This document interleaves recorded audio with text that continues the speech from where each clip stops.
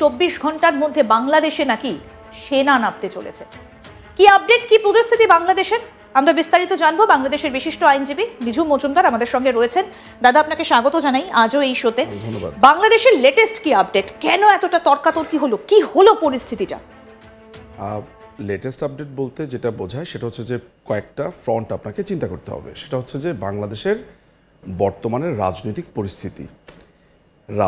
পরিস্থিতি বলতে কিছু নেই। লিগালি কোনো সরকার বাংলাদেশে নেই, যা আছে সেটা হচ্ছে একটা জঙ্গি অবৈধ সরকার। প্রথমে আপনি এটা বুঝে নেন। ফলে যেই জায়গাটা হচ্ছে আইন শৃঙ্খলার ব্যাপক অবনতি হয়েছে, এর মধ্যে একটা সাধারণ চাওয়া ছিল, সেটা হচ্ছে যে একটা আর্লি ইলেকশন। এই জঙ্গিরা ক্ষমতা দখল করেছে 5 অগস্ট লাস্ট ইয়ারে। একটা এক্সপেক্টেড ছিল যে এই বছরের জুনের ভেতরে ইলেকশনটা হয়ে যাবে বা মে ইলেকশন হয়ে যাবে। এটা হচ্ছে মার্চ মাস। কথাবার্তা শুনে মনে হচ্ছে তারা বারবার বলছে ডিসেম্বরে আবার বাড়তেও পারে। এর মধ্যে ইউনুস আপনার ফেব্রুয়ারির 11 বা 12 তারিখে দুবাইতে গেল।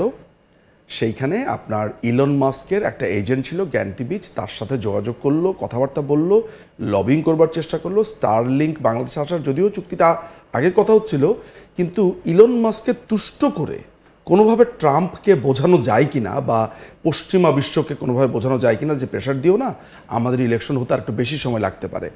এর মধ্যে যে টোকাইগুলো আছে এই সরকারের, বহিরাগত টোকাই যারা আছে, তারা বলছে যে রক্তের উপর দিয়ে ইলেকশন হবে না। কিন্তু যারা এই কথা বলছে তারা কিন্তু প্রতিদিনই বিয়ে করছে, তার অমুক প্রোগ্রাম হচ্ছে, তমুক বোনের বিয়ে হচ্ছে, তারা কিন্তু তাদের উৎসব করে যাচ্ছে। কিন্তু তারা বলছে যে বিচার ছাড়া কোনো ধরনের ইলেকশন হবে না। আবার সেই বিচারের রেজাল্ট কি হবে সেটাও তারা বলে দিচ্ছে। তাহলে বলে দিলে হোক যে আমরা ধরে এনে ফাঁসি দিয়ে দিই। তো আলটিমেটলি এই ধরনের একটা অরাজক পরিস্থিতির মধ্যে তৈরি হয়েছে। এর বাসায় ডাকাতি, তার বাসায় ডাকাতি, খুন, 2 বছরের বাচ্চাকে ধর্ষণ, 4 বছরের নারীকে ধর্ষণ, কোনো মেয়ে ওড়না পরলো কিনা, বোরখা পরলো কিনা, কী জামা পরলো, রাস্তার মধ্যে মেয়েদেরকে চেক করছে তাদের পার্সে কী আছে, সেই মানে স্যানিটারি ন্যাপকিন ইউজ করবে সেইটার জন্য একটা মেয়েকে মারধর করছে, অমুক বই বিক্রি করা যাবে না। তো আপনি মধ্যযুগ বলতে যেটাকে কল্পনা করেন কিংবা ভাবতে পারেন যে ললেসনেস বলতে যেই শব্দটা ধুম করে আপনার মাথাতে চলে আসে, যে একটা দেশে কোনো আইন নেই, এরকম একটা সিচুয়েশন। এখন স্বাভাবিকভাবে সেনাবাহিনী তো রাজনৈতিকভাবে তারা অপারেট করে না, তারা মূলত রাষ্ট্রীয়ভাবে অপারেট করে। এর মধ্যে সেনাবাহিনীর সাথে হেড টু হেড একটা ঝামেলা তৈরি হয়েছে আজকে থেকে 3 সপ্তাহ আগে, যেটা আমি বলেছি আপনাকে। পুরো ব্যাপারটা কি, সেটা হচ্ছে যে ইউনুস ইলেকশন দেবে না, সে নিজে প্রেসিডেন্ট হয়ে বসে থাকতে চায় এবং সে চাইছে যে এই যে টোকাইগুলো একটা রাজনৈতিক দল, কথিত রাজনৈতিক দল ফর্ম করেছে, তাদেরকে একটা জেলা, উপজেলা, থানা এইসব পর্যায়ে পৌঁছে দিতে, অর্থাৎ রাষ্ট্রীয় টাকা দিয়ে রাষ্ট্রীয়ভাবে নানানভাবে অ্যাকোমোডেট করবে। তো এটা তো সেনাবাহিনীর কাজ না, যেটা আমি আগের দিনও বলেছি। কিন্তু ফলে এই বিষয়গুলো নিয়ে সেনাবাহিনী চাইছে ইলেকশনটা দ্রুত হোক। একটা এর মধ্যে ভারত পরিষ্কার করে বলছে যে একটা নির্বাচিত সরকারের সাথে আমরা ডিলে যাব না। এমনকি দিল্লিতে তাদের যেই লোকটির আশা কথা তাকে তারা ক্যান্সেল, তারা তাকে আইডি কার্ড দেয়নি। আপনি জানেন যে ভারত একটা প্রতিবেশী মহাশক্তিধর, অর্থাৎ এদেশটি যেখানে আমরা বসে আছি, তারা পরিষ্কারভাবে বলছে যে একটা নির্বাচিত সরকার ছাড়া আমরা ডিল করব না। কদিন পর ইউরোপের ব্যাকেই কিন্তু চলছে, ইউরোপিয়ান ইউনিয়নে একটু দেখছি যে এই সরকারকে, তো এটা তো খুবই প্রকাশ্য যে চায়না এক ধরনের ব্যাকিং দিচ্ছে নানানভাবে, ইউরোপের থেকে এক ধরনের মদত পাচ্ছে, কিন্তু আমেরিকা এবং ভারত একীভূত হয়েছে। রাশিয়াও বলা যায় যে এই জোটটার সাথে আছে, অর্থাৎ ভারত আমেরিকার জোটটার সাথে আছে। এরকম একটা পরিস্থিতিতে তার মধ্যে পাকিস্তান, তার ঢাল নেই, তলোয়ার নেই, আপনার অস্ত্র দিয়ে সাহায্য করছে, নিজেদের খাওয়ার টাকা নেই। তো এরকম একটা সিচুয়েশনে মাঝখান দিয়ে যোগ হয়েছে ইকবাল করিম ভুইয়া নামে এক সাবেক সেনাপ্রধান, আর ফয়জুর রহমান নামে এক জঙ্গি আর্মি অফিসার। তাদের সাথে কিছু যোগ হয়েছে যে সেনাবাহিনীর ভেতরে যে আপনার জঙ্গি অংশটা আছে, হিজবুত তাহরির, এরা মিলে যেটা করছে ওয়াকারকে নানানভাবে কোণঠাসা করতে চাইছে। এবং এর আগের দিনের প্রোগ্রামে আমি আপনাকে বলেছি যে 13 লং ব্যাচের যেই 3 জন এখন 3 বাহিনী প্রধান, অর্থাৎ এয়ারফোর্সের, নেভি এবং আর্মির, এরা 3 জন কিন্তু সেম ব্যাচের ফ্রেন্ড। তারা এদেরকে দূর করে দিতে চাইছে, এদেরকে দূর করে দিয়ে সেনাপ্রধানকে আনতে চাইছে ফয়জুরকে। ফয়জুর যেটা করবে আপনার রাষ্ট্রপতি শাহাবুদ্দিন চুপ্পু তাকে সরিয়ে দিয়ে আপনার ইউনুসকে সরিয়ে দিতে চাইছে, ওদিকে ইকবাল করিম ভুইয়া উপদেষ্টা হিসেবে চলে আসবে, একটা অরাজক পরিস্থিতি দেশে তৈরি করবার জন্য। ফলে এই ক্ল্যাশটা এই কারণে লেগেছে।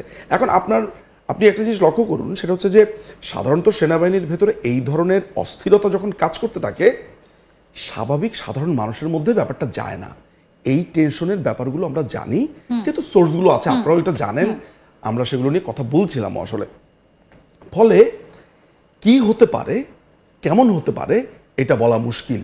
যদিও এখনকার যে কথিত সেনাপ্রধান ওয়াকারুজ্জামান, সে এখনো চাইছে না যে ক্ষমতাটা, সে চাইছে যে তার চাকরির মেয়াদ শেষ হলে চলে যাবে, অর্থাৎ সে চাইছে এই মেয়াদে একটা সুষ্ঠুভাবে একটা ইলেকশন দিয়ে সে সরে যাক। কিন্তু তার তো বাইরে, তার টাকা বাইরে গেছে, সে বাইরে থাকার একটা পার্মানেন্ট পাকাপাকি ব্যবস্থা করতে চলেছে, এই কথাগুলোও তো শোনা যাচ্ছে। দেখুন, ওয়াকারের বিরুদ্ধে দুটো ব্যাপার রয়েছে। ওয়াকারকে সেনাপ্রধান হিসেবে আনবার ব্যাপারে অনেকেই বলে থাকেন তিনি প্রধানমন্ত্রীর আত্মীয়, এই সেই। আমি এই কন্টেনশনে বিশ্বাসই করি না। মাননীয় প্রধানমন্ত্রী আত্মীয়তা দেখে কাউকে সেনাপ্রধান করেছে, এইটা দুর্জনের কথা, এটা দুর্জনের কথা, এটা প্রতিপক্ষের কথা। সেনাপ্রধান করাই হয়েছে যে তার স্কিল, তার রেকর্ড, এগুলো দেখে। এবং মাননীয় প্রধানমন্ত্রী কিন্তু বিভিন্ন গোয়েন্দা রিপোর্টের উপরে ভিত্তি করে একজনকে নিয়োগ দিয়ে থাকেন, এবং অপশনের জায়গাটাও প্রধানমন্ত্রী বিবেচনা করেন। ফলে এইটাও কিন্তু এক ধরনের ষড়যন্ত্র অংশ। বারবার বলছে আপনারই তো আত্মীয়, আপনারই তো আত্মীয়, এটা বলে বোঝানোর চেষ্টা করছে আপনার আত্মীয় যখন তখন এমন করলো কেন। ফলে আমি এই ব্যাপারটা খুবই পরিষ্কার করি, মাননীয় প্রধানমন্ত্রী তার রিপোর্ট এবং স্কিলের ভিত্তিতে একদম আইন মেনেই দিয়েছে, নাম্বার ওয়ান। ফলে 5ই অগাস্টের আগ পর্যন্ত এই ব্যাপারটা কিন্তু ছিল। 5ই অগাস্টে বলা হয়ে থাকে ওয়াকার একটা হিউজ পরিমাণের অর্থ পেয়েছে এবং সেটা সে কানাডাতে পাচার করেছে। এই ধরনের এই অর্থের কথা বলা হচ্ছে যে এই 5ই অগাস্টে সে যে বিট্রে করেছে, এই 5ই অগাস্টে তার যে ব্যর্থতা, এই ব্যর্থতাটা সুডো ব্যর্থতা, ছদ্ম ব্যর্থতা, পারত কিন্তু করেনি। এটা আমার কথা নয়, এটা বিভিন্ন সোর্সের কথা। এটা সত্যিও হতে পারে, এটা মিথ্যাও হতে পারে, কিন্তু এটা তো মিথ্যা না যে সেখানে অনেক জেনারেলরা রাজনীতিবিদদের কাছ থেকে টাকা নিয়েছে, তাদের বাড়ি লুটপাট করেছে, ক্যাপ্টেন মেজররা ডাকাতি করেছে, ধরাও পড়েছে। তো এই ধরনের ঘটনাগুলো কিন্তু ঘটেছে। এখন আমি ওয়াকারের বিরুদ্ধে অনেক কিছুই এখানে বলা সম্ভব বা বলতে পারিও, বাট আপাতত ওই ধারণাগুলো থেকে একটু দূরে রেখে শুধু এই জায়গাতে যদি ফোকাস করি যে সেনাবাহিনীর প্রধান একটা ইলেকশন দিতে চাইছেন, ইউনুস একটা ইলেকশন দিতে চাইছে না, সিম্পল অ্যাজ দ্যাট। কিছু অফিসার আছে যারা মনে করছে যে ওয়াকার যদি এইখানে থাকে তাহলে তারা যেভাবে ক্ষমতার রোডগুলোতে কাজ করতে চায় সেটা হচ্ছে না, কারণ সে একটু ট্র্যাডিশনাল, সে চাইছে যে একটা গণতান্ত্রিক প্রভাবটা বজায় থাকুক, এখানে ইনক্লুসিভ ইলেকশন, অর্থাৎ আওয়ামী লীগও থাকবে, জাতীয় পার্টি থাকবে, এখানে অন্যান্য রাজনৈতিক দল থাকবে, বিএনপি থাকবে, অন্যান্যরা থাকবে, এবং সবার জন্য লেভেল প্লেয়িং ফিল্ডটা যাতে হয়।